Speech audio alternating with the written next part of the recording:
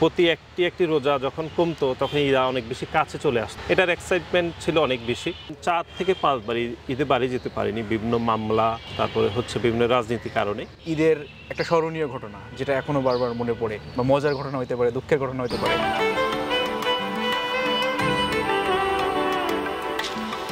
দর্শক, ডেইলি ক্যাম্পাসের পক্ষ থেকে সবাইকে ঈদ মোবারক। ঈদ মানে শুধু আনন্দই না, ঈদ মানে একটা নস্টালজিয়া। ঈদে আমরা অবচেতন মনে যেন ফিরে যেতে চাই শৈশবে। আজ কথা হবে ঈদের শৈশব স্মৃতি নিয়ে। ডেইলি ক্যাম্পাস সর্বদা গুরুত্ব দেয় তারুণ্যকে, তাই ঈদের স্মৃতি কথা নিয়ে আজ আমাদের সাথে আছেন তরুণ নেতৃত্ব, এ সময়ের ছাত্র রাজনীতির অন্যতম আইকন, বাংলাদেশ জাতীয়তাবাদী ছাত্র দলের সাধারণ সম্পাদক নাসির উদ্দিন নাসির। তো নাসির ভাই, কেমন আছেন? আছি আলহামদুলিল্লাহ, ভালো আছি। ডেইলি ক্যাম্পাসের পক্ষ থেকে স্বাগত। আপনাকেও স্বাগত। তো নাসির ভাই, আজকে চাঁদ রাত পোহালেই ঈদের আমেজ অলরেডি ছড়িয়ে পড়েছে। তো এই যে এখন বড়বেলা, ঠিক আছে, কিন্তু আমার মনে হয় যে সবসময় কিন্তু আমরা সেই শৈশবের যে ঈদ, ওটাতে কিন্তু অবচেতন মনে ফিরে ফিরে যেতে চাই। তো এই বিষয়টাকে আসলে আপনি শৈশবের ঈদ কেমন কাটতো, বা শৈশবের ঈদটাকে কেমন মিস করেন, কতটা নস্টালজিক হয়ে পড়েন আপনি এই বড়বেলায় এসে? আচ্ছা, আমি তো বড় হয়েছি নোয়াখালীর সুবর্ণচরের এসাক মুন্সিরহাটের পাশে আমাদের বাড়ি। তো আমরা আসলে ঈদের বাহিরে যে সময়টুকু, সেটি বাজার কেন্দ্রিক আড্ডাতে আমাদের স্কুলের যে সকল বন্ধুরা রয়েছে তাদের সাথে আড্ডা দিয়ে আমি বড় হয়েছি। আমরা যদি একটু প্রাইমারি লেভেল থেকে শুরু করি, মানে ওই সময় আসলে মনের ভিতরে যেটা উন্মাদনা যে ঈদ আসতেছে, রোজার শুরু থেকেই আর কি, ওই ব্যাপারটা কেমন ফিল করতেন, যেটা হয়তো বড়বেলায় এসে একটা যান্ত্রিকতা আমাদের ধরে ফেলে, ওইভাবে যদি একটু ব্যাখ্যা দেন। মানে রোজার ঈদটা এটাই আমাদের কাছে বেশি স্পেশাল থাকতো, কারণ প্রতি একটি একটি রোজা যখন কমতো তখন ঈদ অনেক বেশি কাছে চলে আসতো। এটার এক্সাইটমেন্ট ছিল অনেক বেশি, এবং আমরা তারাবির নামাজ পড়তাম আমার সকল বন্ধুদের নিয়ে, আমার স্কুলের ফ্রেন্ডদের নিয়ে আমরা তারাবির নামাজ পড়তাম। আর ঈদের সকালে আমাদের সকল বন্ধুরা মিলে আমরা ঈদের নামাজ পড়তাম। আমাদের যে বাজার ছিল সেটি এখনও, আমি যখন বাড়িতে যাই এখনও সেটা করি, কিন্তু ওই দিনগুলো সব থেকে স্পেশাল ছিল যে আমরা সবাই একত্রিত হয়ে পাঞ্জাবি পরে ঈদের নামাজ পড়তাম। এর বাহিরে বিভিন্ন রাজনীতির কারণে আমি 4 থেকে 5 বার ঈদে বাড়ি যেতে পারিনি, বিভিন্ন মামলা, তারপরে হচ্ছে বিভিন্ন রাজনীতির কারণে। কিন্তু সবসময় বাড়িতে যাওয়ার প্রতি বা বাড়িতে ঈদ করার প্রতি আমার সবসময় এক ধরনের, এর বাইরে ঈদ করবো এটি আমি কখনো চিন্তা করতাম না।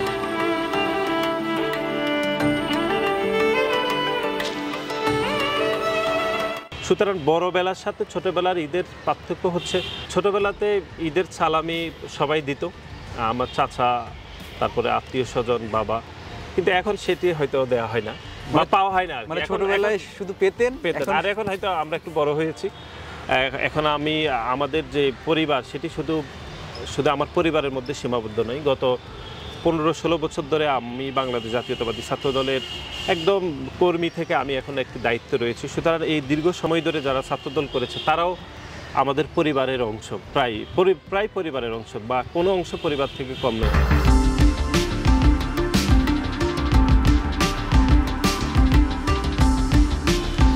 তো ভাইয়া, আমরা হচ্ছে ঈদের শৈশবের অনেক কিছুই জানলাম। তো এর বাইরে যদি আমরা বিশেষ কোনো ঘটনা জানতে চাই, যে ঈদের একটা স্মরণীয় ঘটনা যেটা এখনো বারবার মনে পড়ে, বা মজার ঘটনা হতে পারে, দুঃখের ঘটনা হতে পারে, এনিথিং। শৈশবের না, বরং হচ্ছে একটি ঘটনা আমার খুব মনে আছে। সেটি হচ্ছে, আমি প্রথমবার ঢাকা বিশ্ববিদ্যালয়ে ভর্তি পরীক্ষায় আমি উত্তীর্ণ হতে পারিনি 2007 সালে, 6-7 শিক্ষাবর্ষে। আমার মনে আছে যে ঢাকা বিশ্ববিদ্যালয়ের সি ইউনিটের ভর্তি পরীক্ষার রেজাল্ট যেদিন দিয়েছে তার একদিন অথবা 2 দিন পরে রোজারিটি হয়েছে। সেবার আমি ঢাকাতে থেকেছি, মানে হচ্ছে মন অনেক বেশি খারাপ ছিল, সেবার আমি ঢাকাতে থেকেছি।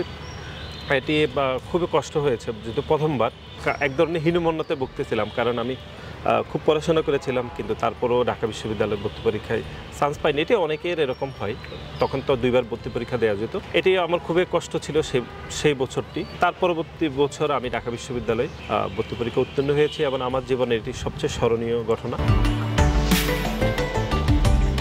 এটা একটু ব্যাখ্যা চাই, যে সেটা হচ্ছে ঈদ ধর্ম যার যার, উৎসব সবার।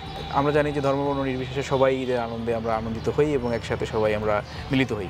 তো এই ব্যাপারটা আমাদের যে আবহমান বাংলার যে সংস্কৃতি, এটাকে আপনি আপনার দলের পক্ষ থেকেও যদি বলি, বা আপনার পার্সোনাল পক্ষ থেকেও যদি বলেন, কীভাবে দেখেন?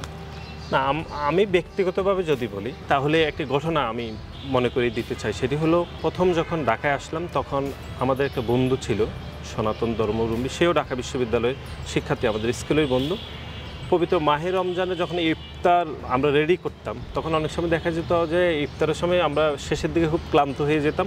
তখন আমাদের সে বন্ধু, আমি নামও বলছি, কনক আর কি, তো সে আমাদের ইফতারগুলো নিচ থেকে নিয়ে আসতো এবং ইফতারগুলো রেডি করতো এবং আমরা একসাথে ইফতার করতাম। অনেকে ভিন্ন দ্বিমত থাকতে পারে, কিন্তু এই যে সহমর্মিতা বা সহযোগিতা বা হচ্ছে ধর্মীয় বিভাজন বলে সে এক কাতারে চলে আসলো, তার ধর্ম সে পালনই করছে আলাদাভাবে, কিন্তু আমার ধর্মের প্রতি তার যে অগাধ রেসপেক্ট, এটাই হচ্ছে আমাদেরকে সার্বজনীনতা বিষয়ে আমাদেরকে শিক্ষা দেয়।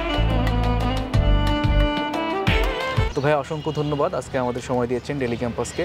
তো আবারও আপনাকে ঈদ মোবারক জানাচ্ছি, এবং আপনি হচ্ছে দর্শকদের উদ্দেশ্যে বা আপনার যে নেতাকর্মী আছে তাদের উদ্দেশ্যে যদি ঈদ মোবারক জানাতে চান ডেইলি ক্যাম্পাসের থ্রুতে, আপনি একটু বলে দিতে পারেন। অসংখ্য ধন্যবাদ ডেইলি ক্যাম্পাসকেও। একই সাথে বাংলাদেশের যারা গণতান্ত্রিক আমি মানুষ, বিশেষ করে যারা গত 15.5 বছর ধরে বাংলাদেশের বিভিন্ন গণতান্ত্রিক আন্দোলন করতে গিয়ে যে সকল স্বজন হারিয়েছেন, তাদের প্রতি আমরা সহমর্মিতা প্রকাশ করছি এবং আমরা বিশ্বাস করি যে বাংলাদেশের প্রতিটি হত্যাকাণ্ডের বিচার হবে ইনশাআল্লাহ বাংলাদেশের মাটিতে। এবং যাদের সন্তানকে যারা হারিয়েছেন তারা হয়তো ফিরে পাবেন না, কিন্তু যারা গুম হয়েছেন তারা এখনও পর্যন্ত তার সন্তানদেরকে ফিরে পাওয়ার আশায় রয়েছেন। আমরা বিশ্বাস করি এই অন্তর্বর্তীকালীন সরকার এবং একটি জনগণের সরকার নিশ্চয় আসলে সেই সন্তানকে আমরা ফিরে পাওয়ার জন্য সেই সকল সরকার জরুরি ব্যবস্থা গ্রহণ করবে। এবং একই সাথে বাংলাদেশের সাধারণ শিক্ষার্থীদেরকে বাংলাদেশ জাতীয়তাবাদী ছাত্রদলের পক্ষ থেকে আমরা ঈদ মোবারক জানাচ্ছি এবং বাংলাদেশের প্রতিটি ক্যাম্পাসে এবং প্রতিটি শিক্ষাঙ্গনে বাংলাদেশ জাতীয়তাবাদী ছাত্রদল যে একটি ইতিবাচক রাজনীতি শুরু করেছে, সেই ইতিবাচক রাজনীতিতে বাংলাদেশের সাধারণ শিক্ষার্থীদেরকে আমরা আমন্ত্রণ জানাচ্ছি এবং ঈদের শুভেচ্ছা জানাচ্ছি।